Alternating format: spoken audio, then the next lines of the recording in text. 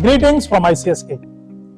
Today we are in the studio gearing up for the upcoming Class 12 English Core examination, Code 301, scheduled for the 11th of March 2025. And guess what? We have got some solid tips to help you score your best. Exactly. English is a high scoring subject and every mark counts towards your final percentage.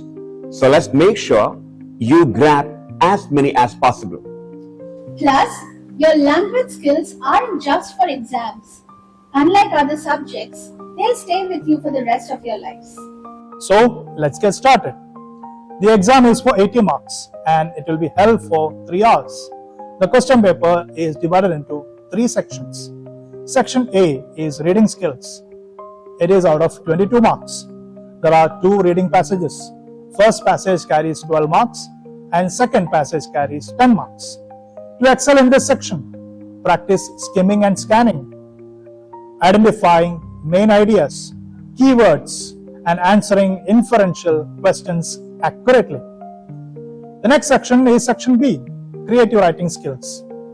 It includes notice writing for 4 marks, formal and informal invitations and replies 4 marks, letter to the editor or job application with resume 5 marks, and report writing or article writing for 5 marks.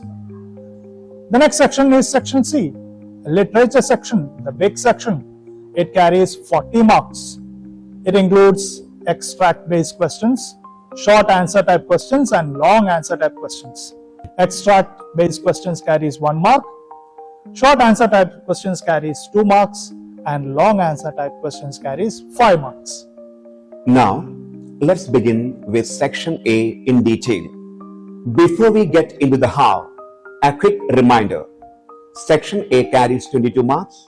It includes an unseen passage for 12 marks. It tests comprehension, interpretation, analysis, inference, and vocabulary. A case-based factual passage with visual, verbal inputs like charts, graphs, or statistics. Now let's talk strategy. Tackling the first passage, it is very easy. It carries 12 marks. What you got to do is very simple. Skim first, read later. Quickly go through the passage to get a general idea, which is called skimming. Then read it again carefully to understand the details. This is called scanning. Also, look for the keywords, words that lead you directly to the answer. Say, you get a question like this. How long has the poet lived in Yorkshire? Instead of reading the entire passage again, focus on keywords like lived in Yorkshire, years, time, since. Then think about numbers. Example, how many years? 40 years. Since when? Since childhood. Duration phrases also you will find in the passage. Example, for many years, all my life, since I was young. These clues will take you straight to the answer. Simple, right? Cracking vocabulary-based questions. It is also easy. Many students find this tricky, but don't worry. You don't need to know every word in the dictionary. You may use smart guessing. See, let's take this sentence. Mosquitoes breed in murky water. Even if you don't know what murky means, think about where mosquitoes breed. They don't breed in mineral water, right? They breed in stagnant, dark water, right? That gives you the clue. How to crack questions pertaining to a case-based factual passage? Now, the second passage is slightly different, I believe. It's a case-based factual passage with charts, tables, or graphs. But don't worry, just follow these steps. Step 1. Understand the visual data first. Second one, read the title. For example, Population Growth in India, 2010-2020. It tells you what the data is about. Check labels and units. For example, percentages, time, categories, etc. Identify trends, just like the words like increases, decreases, patterns. Compare key figures like highest, lowest, and significant changes. Look for keywords related to the data. Example, literacy rate, education, school enrollment. See if the text explains the trends. For example, the rise in pollution levels is due to industrialization. So, dear candidates, if you bear in mind all these tips, Section A is going to be just a cakewalk for you. Believe me. Section B is advanced writing skills. It carries 18 marks. There are 2 short writing tasks and 2 long writing tasks. The short writing task carries 4 marks each and long writing task carries 5 marks each. Question number 3 is notice writing. You must draft a notice within 50 words, choosing one out of the 2 questions. Total marks 4. Format carries 1 mark. Content carries 2 marks. Accuracy in spelling and grammar carries 1 mark each. Now bear in mind these guidelines. Mention the name and place of the issuing institution at the top. Write notice in capital letters. Include the date of issuance. Provide an appropriate heading. Specify the target audience. Clearly state the purpose. Include important details like date, time, and venue. Mention contact details for further information. End with the name and designation of the issuing authority. Remember to place the notice within a box. Question number 4 is formal and informal invitation and reply writing. It carries 4 marks. There are 2 types of invitation: formal and informal invitations. Formal invitation in the card format and the letter format. If you are writing an invitation for a group of people, you have to follow the card format.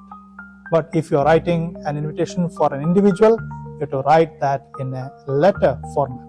Informal invitations is written in a letter format, that too in an informal letter format. Types of replies are formal replies and informal replies. Both the formal reply and the informal replies have to be written in letter format. Formal replies in formal letter format and informal replies in informal letter format. When it comes to informal replies, as Sir said earlier, it comes in a letter format. It has to be warm and personal and yet to the point. And I want all of you to note that if you are declining an invitation, always provide a polite reason. Question number 5 is letter writing. Write a letter based on verbal or visual input in 120 to 150 words. Choose one out of the 2 types of questions. Type 1 is letter to the editor, where you express your opinion or suggestions based on a public issue. Second type of question is job application with resume. Total 5 marks. Format carries 1 mark. Organization of ideas carries 1 mark. Content 2 marks. Accuracy of spelling and grammar carries 1 mark. Letter to the editor, there are some key points. Please keep this in mind. Clearly introduce the issue in the first paragraph. Explain why it is important. Use formal language. Avoid contractions. Follow a structured format. Introduction, development, and conclusion. Include your personal outlook but avoid biased language. Job application with resume is the next type of question. These are the key points you have to keep in mind. Write the application first, followed by the resume. Include these things in your resume. Personal details like name, gender, date of birth, and marital status. Academic qualifications, work experience. Sir, shouldn't it be in the reverse chronological order? Yes, absolutely. Let me intervene here. Reverse chronological order means listing events or items starting from the most recent and working backward to the oldest. Also remember to include details of 2 referees before the declaration. Question number 6 is article writing or report writing. It carries 5 marks. You have to write this in 120 to 150 words. Mark bifurcation. Format carries 1 mark. Organization of ideas carries 1 mark. content carries 2 marks, and accuracy of spelling and grammar carries 1 mark. A report is a factual description of an event or an issue, written for a specific audience. Moving on with the first kind of report, which is newspaper report. It's published in newspapers. And the second type is a magazine report, which is written for school or organizational magazines. Now, what are the essential traits of a good report?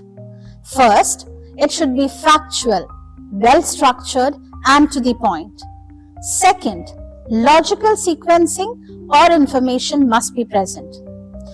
Third, it has to have a proper format and concise presentation. And finally, the conclusions must be supported by facts and analysis. Now, the format of a magazine report. First, the heading. The heading must be clear with a relevant title. The second one which you need to take care of is the byline, wherein you mention the name of the writer, but please make it a point not to include any personal details. The third part which you need to take care of is the introduction, which includes the event details like when, where, and who. Now the main content, which consists of the proper sequence of events, details and descriptions. And finally, the conclusion part of it, how the event ended and comprising the closing remarks. Second, what is the format of a newspaper report? It has to have a headline with an expressive title. Then, it must consist of a byline which comprises of the name and designation of the writer. Again, no personal details to be included. Moving on, it must have the place and date to be mentioned separately. Then comes the introduction, which is the expansion of the headline. Then the main content with the detailed event description. The last part of the newspaper report, which is the conclusion, wherein we mention the actions taken or the future implications. Now children, these are some of the guidelines I would like to give you when you attempt a report writing question. Now, moving on to article writing. If reports seem complex and difficult, article writing is an easier option. Yes, indeed. Many of my students always opt for article writing only. Same thing here. My students also opt for article writing. But, dear children, I want to remind you that article should be written in a very structured way, or you will not be able to impress your examiner. Basic structure of an article. Begin with the title. It should be eye-catching and relevant. Introduction paragraph. The introduction should be crisp and to the point. Main body of the article. Well-developed arguments with a maximum of 2 paragraphs. Then the conclusion paragraph, where you summarize, gives a final opinion or suggestion. There must be minimum 3 paragraphs like introduction, development, and conclusion. Very well said. I also want to remind my students to use DCER. D stands for definition, C stands for causes, E stands for effects, and R stands for remedial measures. DCER has to be used when it comes to article and letter writing. Right, Sona? That's it. Section B is easier than you think. Follow these tips, practice well, and you will score better than ever. Alright, let's dive into Section C, the literature section. This is your time to analyze, interpret, and showcase your literary brilliance. With 40 marks up for grabs, let's break it down step by step and see how to ace it. Moving on with the first part of it, which is the reference to context questions. Beginning with question 7, you will get 1 poetry extract out of 2 from Flamingo. This will assess your comprehension, interpretation, analysis, inference, and appreciation. You will answer 6 questions for 6 marks. Moving on with question number 8. a prose extract from Vistas. This will test your comprehension, analysis, interpretation, evaluation, and appreciation. And you will answer 4 questions for 4 marks. Now, question 9, a prose extract from Flamingo. Again focusing on comprehension, analysis, inference, and evaluation. This section will have 6 questions for 6 marks.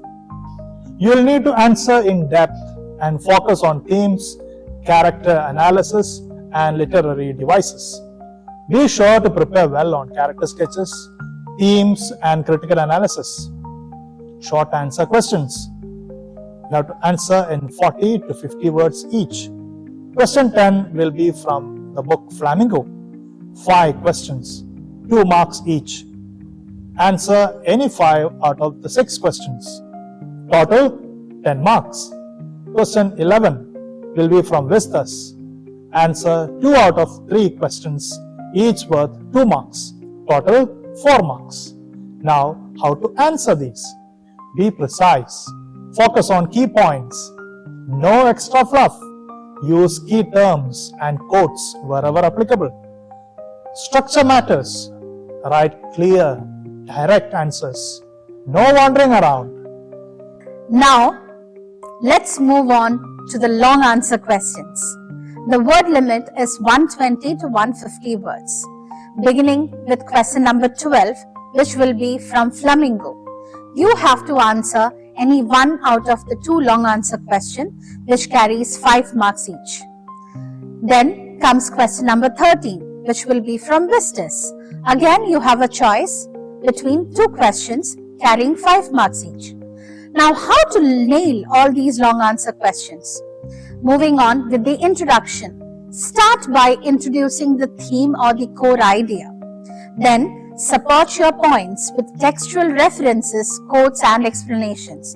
And finally, conclude it, wrap it up by summarizing and linking back to the main idea. Now students, here is a little trick for long answer questions that is called the sandwich method. You know what a sandwich is. Sandwich has 2 buns, the top bun. In the middle, you have the filling, the yummy part, right? And the bottom bun. Now, start with the general statement or a theme introduction, which is like the top bun of a sandwich. And then comes the filling. The filling here is the most important aspect of your answer, that is, how you are going to connect it to literature. So after the general idea, connect to the literature, that is the filling. Then end with a general statement, that is, you tie everything together, which is just like putting the bottom bun. So this is called sandwich method. To make it very clear, see, you have a question about conjugal slavery in Aunt Jennifer's Tigers. Start by discussing conjugal slavery, the term conjugal slavery, then link it to the poem and the protagonist struggles, and finally conclude by discussing how the poem highlights the social issue of conjugal slavery. One thing I would like to add is the importance of cohesion in your answers. Ensure that your points are connected smoothly using linking words and transitions. Make a strong impact. And don't hesitate to rewrite your answer if time allows. But remember, cross out the original answer only after you have written the final version. Yes, with this approach, you are all set to tackle section C like a pro. Stay focused, structure your answers well, and don't forget to underline the key points. Friends, it's time to wrap things up. Let's recap the key points for your upcoming grade 12 examination. Sujit? Yes, section A, reading skills, 22 marks. Focus on skimming and scanning for comprehension, especially when tackling unseen and case-based factual passages. Use keywords and visual data to guide your answers and apply inference for deeper understanding. Exactly. After section A, section B. Creative writing skills comprising of 18 whole marks. Stay sharp with your formats for notice writing, invitations, replies, letters, reports, and articles. Focus on clarity, structure, and word limits.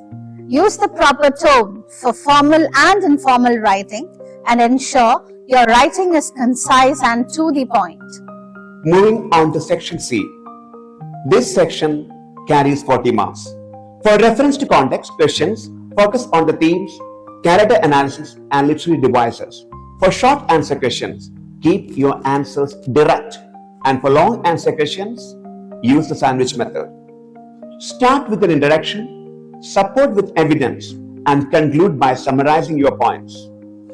Sir, I guess we forgot the most important element of the examination. The time management? Exactly. Yes. Here is a suggested approach towards time management. It's just a suggestion, it's not mandatory. But remember not to mix up questions from the sections.